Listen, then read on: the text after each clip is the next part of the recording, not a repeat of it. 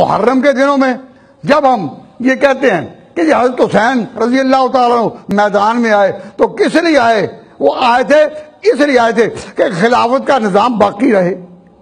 کس طرح انہوں نے خلافت حق قائم کرنے کے لیے ایک قربانی دی۔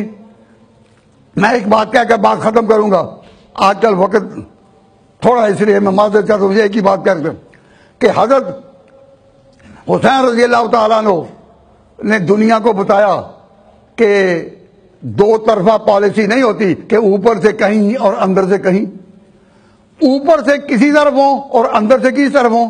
اس کو کیا کہتے ہیں؟ دوگلا پن، اس کو کہتے ہیں دو رخی پالیسی۔ تو ایک مسئلہ چلا دیا تھا لوگوں نے، یہودیوں نے مسلمانوں میں جب انتشار پھیلایا تو ایک مسئلہ بنا دیا تھا کہ جی حضور صلی اللہ علیہ وسلم کے صحیح جانشین تو علی تھے، لیکن ام المومنین نے، حضور کی بیوی نے زبردستی اپنے باپ کو آگے کھڑا کر دیا، مسلح امامت پر وہ آ گئے۔ تو حضور تو چاہتے تھے کہ میرے بعد میرے جانشین، میرے سکسیسر خلیفہ علی ہوں، لیکن بیوی نے یہ کیا، یہ غلط پروپیگنڈا۔ تو ان کو سوال کیا گیا کہ اگر حضور نے نہیں یہ چاہا تھا تو جب ابو بکر صدیق بنے تو ان کو، اگر وہ صحیح نہیں تھے، جانشین علی کو ہونا چاہیے تھا، تو پھر علی ان کے خلاف کیوں نہیں اٹھے کہ یہ تو میرا حق ہے، آپ کیوں آئے؟ علی ان کے پیچھے نمازیں پڑھتے رہے، علی نے ان کی خلافت کو قبول کیا، ابو بکر کے بعد پھر عمر کے پیچھے پڑھتے رہے اور ان کو قبول کیا۔ تو مسئلہ بنایا گیا غلط کہ جی دو طرفہ پالیسی اختیار کرنی جائز ہے، دوگلا پن جائز ہے۔ پوچھا کہ اس کا نام کیا ہے؟ ان کا کہ اس کا نام ہے تقیہ۔ تقیہ کا معنی اوپر کچھ اور اندر کچھ۔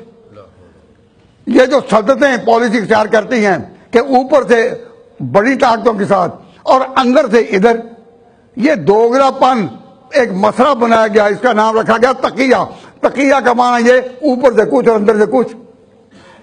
تو جب کہا گیا کہ اگر ابو بکر عمر کی خلافت غلط تھی تو علی نے مانی کیوں؟ کہ جی تقیہ کر کے مانی، تقیہ کر، اوپر سے کچھ اندر سے کچھ۔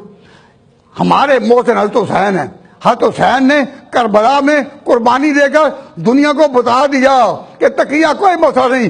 اگر تقیہ جائز ہوتا، اگر تقیہ جائز ہوتا، میں کربلا میں شہادت قبول نہ کرتا، نہ اپنے معصوم بچے علی اصغر کو تیروں کا نشانہ نہ بناتا۔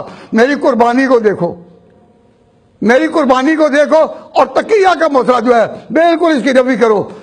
تقیہ نہیں، اگر تقیہ ہوتا تو میں حکومت قبول کر لیتا، میں جان کیوں دیتا؟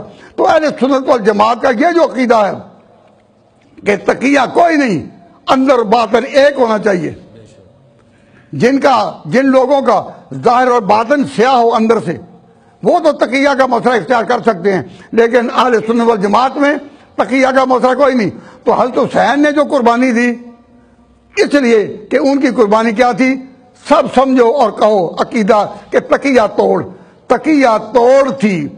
حضرت حسین کی قربانی نے تقیہ کا تصور توڑ دیا، اس کا مسئلہ بروڑ دیا، اور دنیا کو بتایا اگر تقیہ جائز ہوتا تو میں کرتا۔ تو یہ جو کہا جاتا ہے کہ ابو بکر عمر کی خلافت غلط تھی، علی کا حق تھا، تو سوال ہے کہ علی نے ان کو کیوں مانا؟ کہ یہ تقیہ کے طور پر مانا۔ ہم کہتے ہیں کہ کربلا کا واقعہ فیصلہ کرتا ہے، اگر تقیہ جائز تھا تو حسین نے کیوں نہ کیا، اور ناجائز تھا تو علی نے کیوں کیا؟ علی مردہ کا نام لیتے ہو کہ علی ہیں اور کہتے ہو کہ ہم ان کو بڑا مانتے ہیں، تو سوال یہ ہے کہ اگر تقیہ کے طور پر غلط حکمرانوں کو قبول کرنا جائز تھا تو حسین نے کیوں نہ کیا، اور نہیں جائز تھا تو پھر علی نے کیوں کیا؟ تو اس لحاظ سے میں کہتا ہوں کہ اہل سنت والجماعت مسلمانوں، ہمارے محسن سب سے بڑے حضرت حسین ہیں۔ کیوں؟ انہوں نے ہمارے عقیدے کو، ہمارے مسئلے کو، اور خلافت میں جو ہمارا عقیدہ ہے اس کو برسر عام اپنے خون کی، اپنی جان کی قربانی کے ساتھ، اپنے بچوں کی قربانی کے ساتھ میدان کربلا میں واضح کر دیا کہ اگر میں غلط حکمران کے حکمران ہاتھ میں ہاتھ نہیں دے رہا تو میرا باپ تو مجھ سے زیادہ غیرمند تھا، میرا بھائی حسن مجھ سے بڑا تھا، انہوں نے ان کو کیوں قبول کیا؟ انہوں نے کیوں قبول کیا؟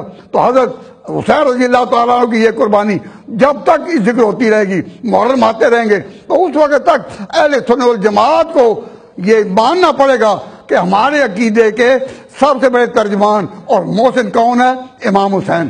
انہوں نے ان کا عمل تقیہ توڑ تھا، اس لیے علی مرزا پر یہ الزام نہیں لیا جا سکتا کہ انہوں نے تقیتاً ان کو قبول کیا تھا۔